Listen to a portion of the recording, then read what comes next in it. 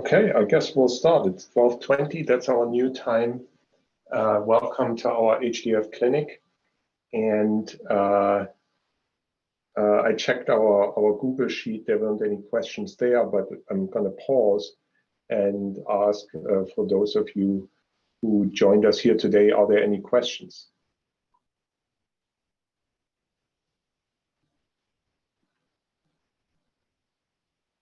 No?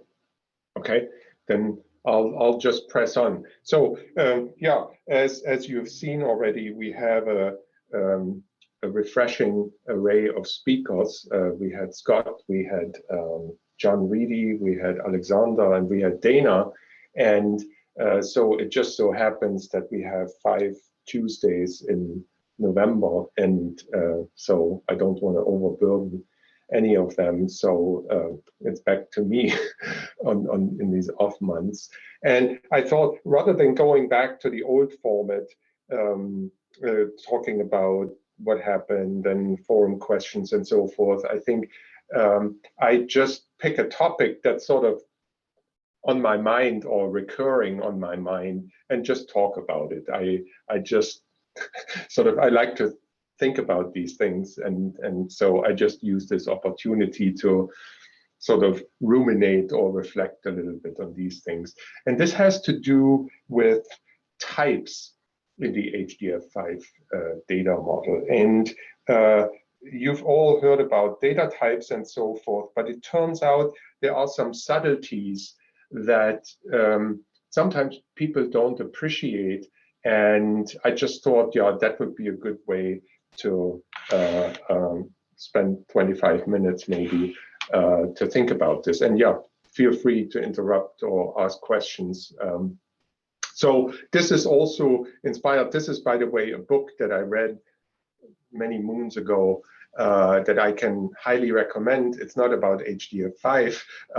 It is by this author, C.J. Date, who is sort of a very prolific writer in the whole relational space and so forth. And back in 1998, he wrote this, the third manifesto, and it goes in depth about the relational model and so forth. And besides my own personal interests in databases at the time, he is very precise. This is very formal, and so I benefited greatly from reading it back when.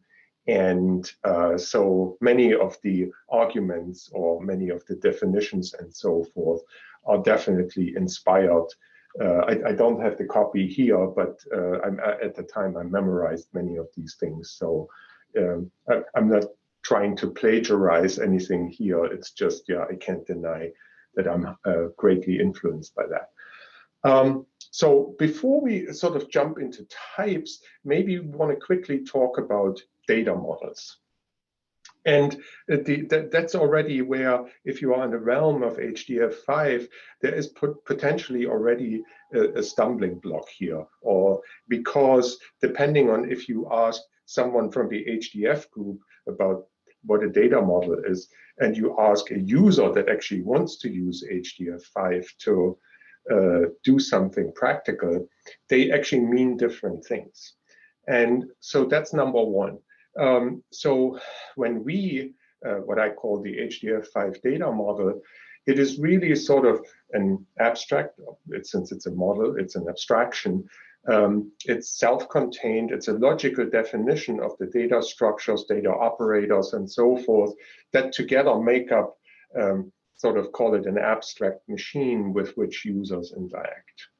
And so if you want a metaphor from the realm of programming languages, you could say this flavor or this kind of data model is like a programming language that offers you all kinds of facilities and constructs and so forth. Take Python, for example. But in and of itself, it's a general purpose programming language that has no direct connection, whether you solve Navier-Stokes equations or you just implement a system management tool. Python doesn't care.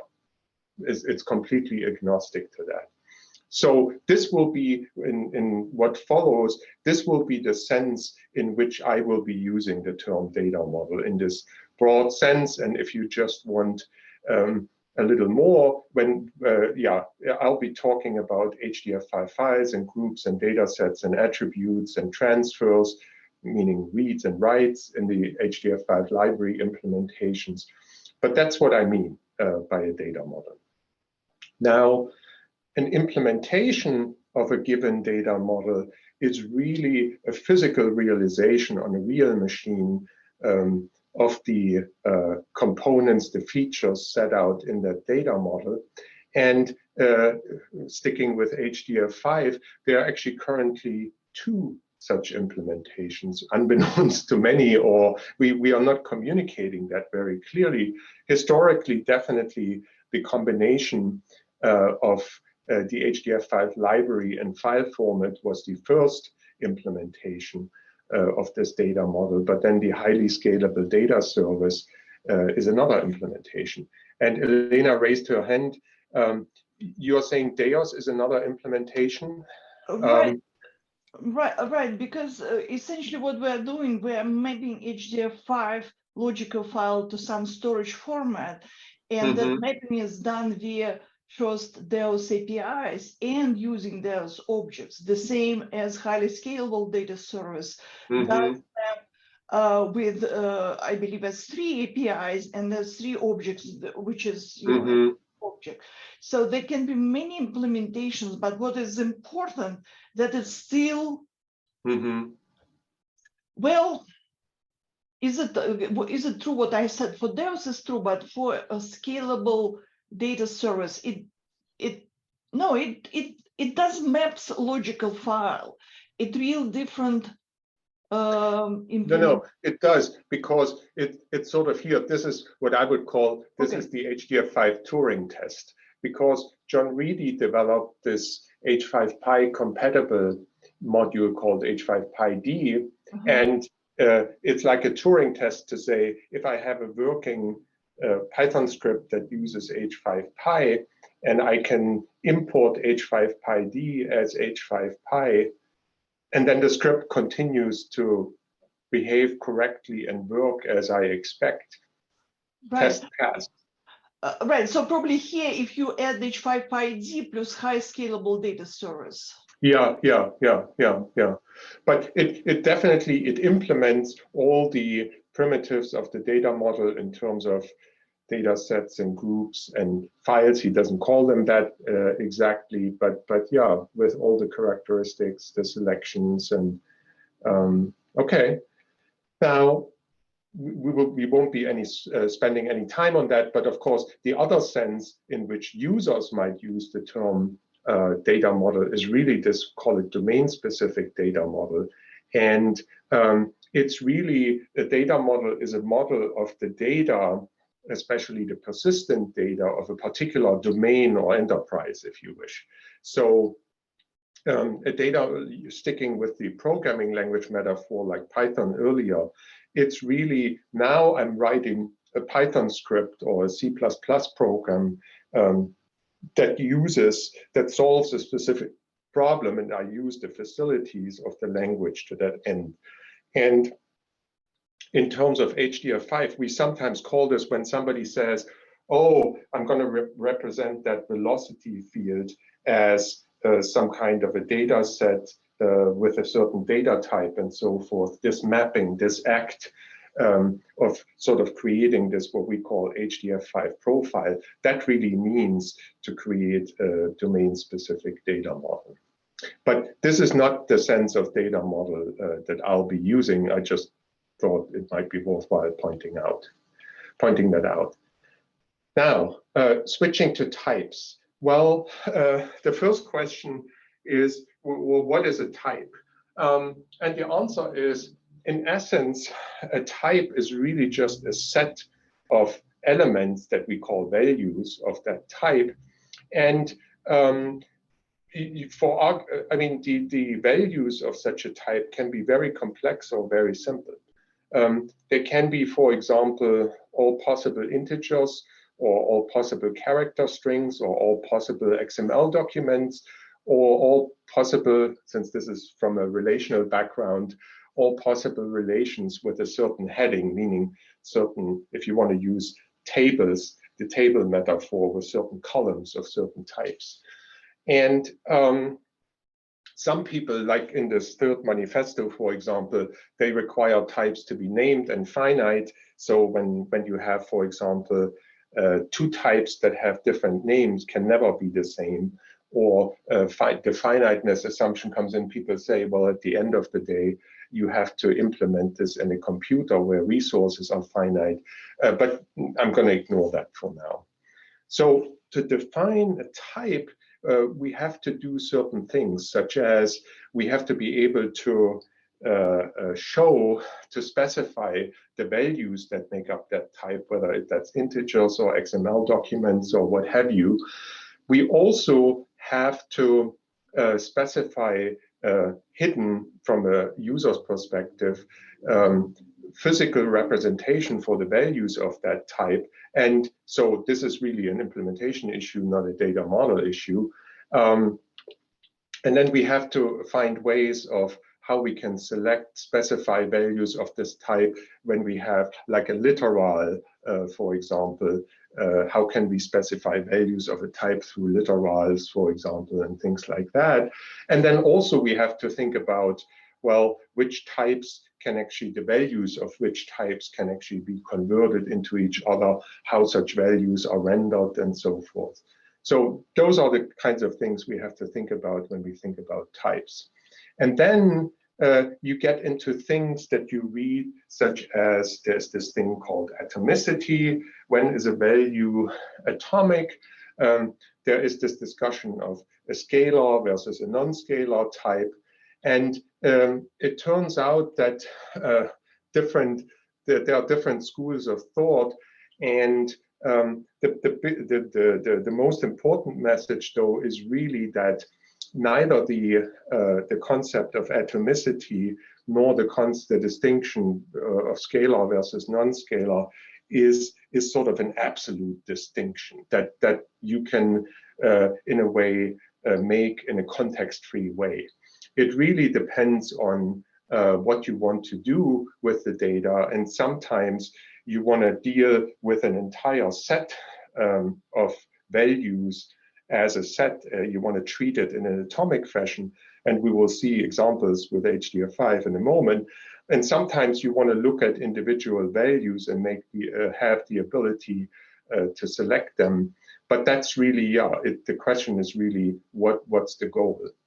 And for this distinction between scalar and non-scalar, the same applies. And sometimes it is sort of flavored with this consideration of do the values of this type have sort of user visible components, such as a record being a prime example, or where you have, if you have an array that you can sort of index, so to speak, into that array. But bear in mind, this is really relative, not an absolute distinction.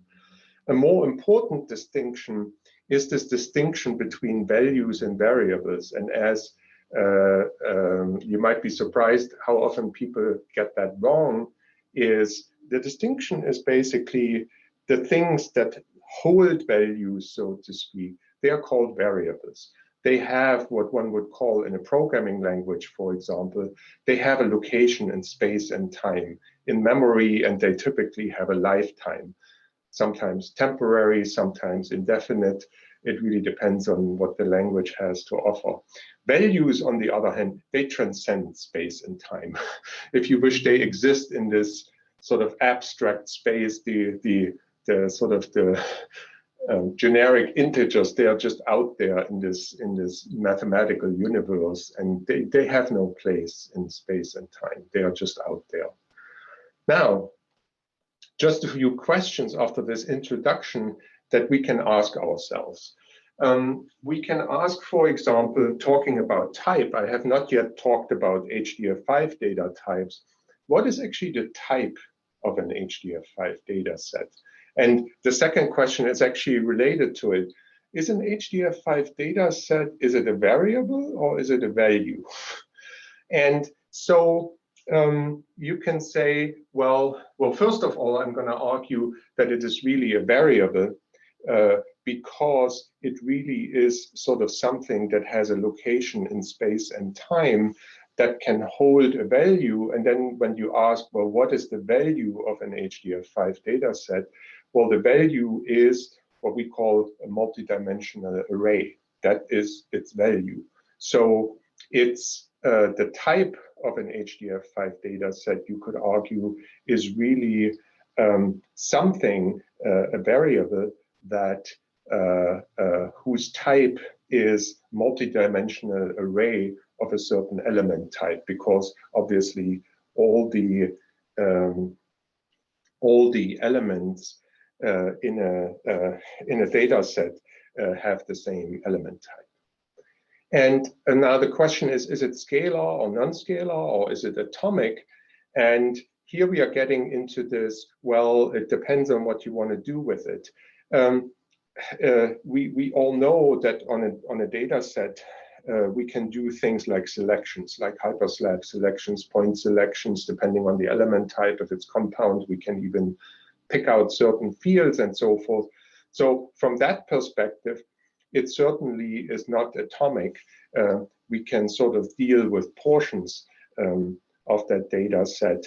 And in that sense, it's also not scalar. So it would be really non-scalar in the sense that it has these user visible components.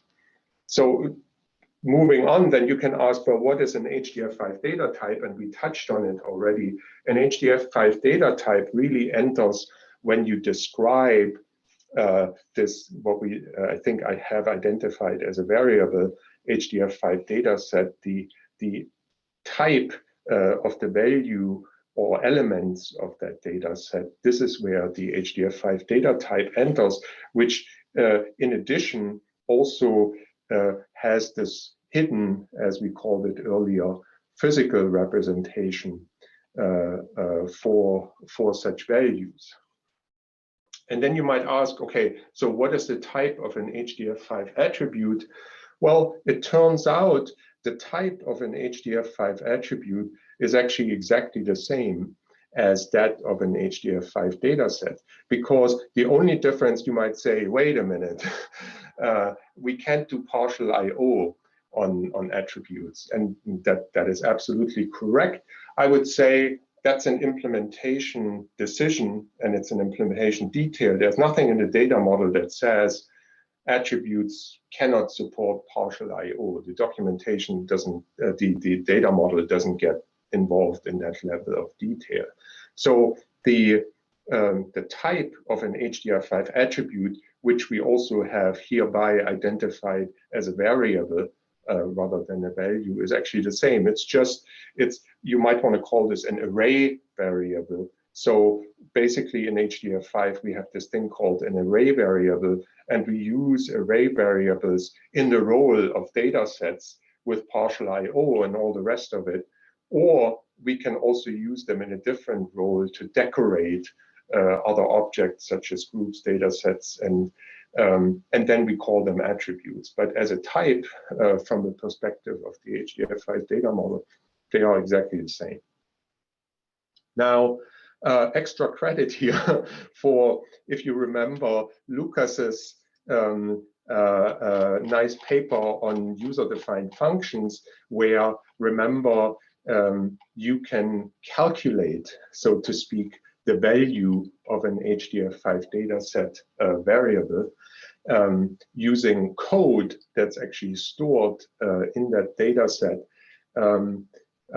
How is that a data set? Well, again, the way to think about this, we haven't really talked about the implementation, but the data model doesn't say anything about layout. How is something laid out in storage, or if there is any storage involved at all? So what is called HDF5 user-defined function is really, call it another layout, like chunked is a layout. In fact, these data sets, if you look at them in H5 they are actually chunked data sets. Virtual is another layout, compact, contiguous, they are all layouts. But then again, from the perspective of the data model, the data model doesn't care about sort of implementation details. No offense, but sort of just technically speaking. Okay, moving on. Any questions so far? No? Okay, good. So HDF5 data types. As we said, the sort of the primary function of HDF5 data types, is to describe the element type and physical layout of data sets, attributes, and actually maps. Not by default on all platforms, but where there is support, such as in theirs, you can actually also have map variables. And another role, there may not be data sets or attributes or maps at all. Documentation is a secondary function. So you can actually have these, we call them committed data types or linked data types. And so you could also use them in this secondary function. But the primary function, again, is to describe the element type of these things. And the HDF5 type system, the way it's constructed, it supports a set of customizable basic data types. And I explain in a moment what I mean by customizable basic data types, and a map and a mechanism that we call data type derivation that allows you sort of to compose new data types from existing ones. And so we will look at a figure in a moment. The term atomicity recurs in this context. The unfortunate thing, though, is that atomicity here means something different. And so the figure that I'm referring to, you can find it in the user guide. And the figure is here. That might be a little small. Let me try to make it a little bigger. And sort of, I promised you also to talk about confusion. Whenever I, for the longest time, looked at this figure, I found it deeply confusing. And but it was me. It has nothing. The figure. I mean, the figure has some weaknesses. Okay, but if you think about it, it actually makes sense. It's my figure. You can blame me. It was no. It's not about blame. It's just, you have to think about it. So you have sort of the thing that we call data type classes, and then there are atomic and composite data types. And again, the first thing that almost made me a little nervous is I thought atomic. I thought atomic had something to do with, when you access something, it's indivisible and so forth. But how is that, for example, with a bit field, I can access individual bits, but then more importantly, when I have an enumeration, for example, I always thought, don't I access that atomically or something like that? And that's true. However, again, this is not what atomic here means. What atomic here means is really, if you want to go back to the opposite, composite, it really means it's not derived by composition. That's what it means. And you can read composite as non-atomic, or to stick with the sort of periodic, with the chemistry metaphor, molecular. So composite data types are like molecules in the sense that they consist of other atoms and molecules potentially. Whereas if you think about an HDF5 data type derivation graph, so to speak, atomic types are always the root, or the root, like in a compound type where you have multiple fields, you can actually have multiple roots. But when you sort of resolve or disentangle any complex HDF5 data type at the root, you always end up with atomic data types. And that's what atomic means, indivisible. And so the customization comes in here. So if we take an example of this figure here, we have things like bit fields and strings and reference, opaque, integer, and float.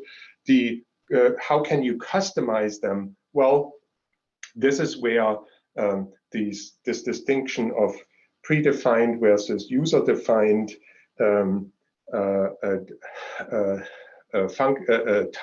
data types comes in. So for example, yeah, a standard IEEE floating point number comes in 32-bit or 64-bit, and then it has a prescribed number of mantissa bits and exponent bits, and then where the signs are located, and then the bias, and this is what this data type class, so to speak, codifies. And then you have the opportunity, using the H5T API, for example, to create a custom floating point type. If you don't like the defaults, or you would like to create a wildly larger or smaller floating point data type that nevertheless conforms to this IEEE type representation, you can do that. However, derivation nowhere enters the picture. So atomicity really means not derived from other data types. And so, yeah, I listed a few examples here. So in that light, you could say, well, why is an enumeration not atomic? Obviously, it must be derived somehow. And yes, it is, because if you look at the API, how you construct an enumerated type in HDF5, it derives from an integer type. So clearly, it cannot be at the root of a derivation tree. And that's why an enumeration in that sense is not atomic. And then likewise for arrays and variable length types, they are not atomic, ditto, because they derive from other data type instances. And so again, what I would point out is atomic in this context is a highly overloaded term. And unfortunately, if you read the HDF5 documentation, different versions, different generations, it's used in many different ways. And so, for example, to just show a few examples of other ways how atomic is used is attribute values are treated as atomic under transfer by the HDF5 library. By transfer, I mean read and write. So unlike data sets where we support partial I/O through selections and selecting fields for compounds, that's not supported for attributes. Again, it's an implementation choice. It's a implementation decision because obviously nobody was too bothered or too concerned about this, and why implement something that nobody needs. So atomic in that sense. Likewise, data set values, as we said earlier, are not atomic in the sense of access because we do support partial I/O. The value of a data set variable is really the full multidimensional array value, so to speak. However, with selections, we can sort of pick out or transfer portions of that into memory or into another storage space of some sort. And likewise, yeah, if the type were compound, we could even pick out individual fields. And then, of course, data set element values, that's actually double speak, data set elements, data set, yeah, I should say data set elements, because data set elements and data set element values are the same thing, are atomic except for, they are atomic regardless of their type.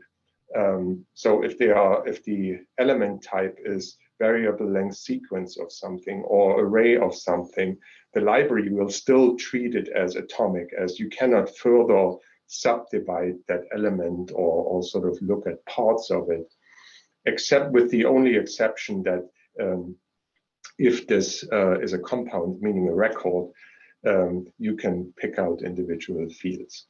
So that was just a sort of a whirlwind tour of types and the traps and pitfalls, how unfortunately the same word is used in many different senses in the documentation. And yeah, any questions, comments, thoughts? No, Gary, that was good to point that out, because it takes a while to reverse figure that out, the different usages of the word of atomic there. Yeah.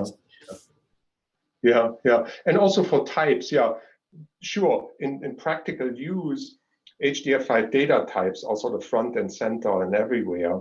But it's worthwhile to take a step back and say, what is a data set really? Is it a type, or what is its type? Is it a variable, or is it a value? Or because if you want to understand, for example, this, well, how come HSDS also implements the HDF5 data model? Because then you have to sort of try to tell apart, well, what is an implementation decision and what is really part of the data model?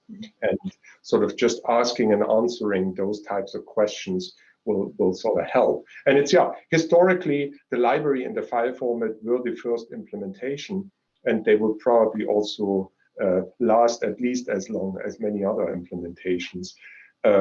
But don't be fooled by implementation decisions. Go ahead, Elena. Mm-hmm. Oh, it knows that I raised my hand. It showed me. I think what is worth mentioning that HDF5 was developed really based on C language types, and this has influenced a lot of how documentation was written and how we would talk in the past about HDF5. And it is a big problem. For example, Python, right? There is 16-bit floating type, and what HDF5 does, or 128, what it does. So we really need to reconsider how we talk about even numeric types to make it more portable between different languages. So I don't know, it's still not a resolved problem even on practical level, right? Yeah, absolutely, right. But then on the other hand, yeah, with such great media, new media, such as YouTube videos and so forth, we can maybe create some content that people will pick up in addition to outdated documentation or incorrect or imprecise, vague documentation, and then just give them a better start. And yeah, that's why we are here. Okay, thanks for coming. I'm sure I forgot. I think John Reedy might be up next time, and I'm sure it's going to be way more exciting than this. But on the other hand, yeah, I like this stuff. Yeah. Okay. Take care. See you. Bye. Say hello to everyone.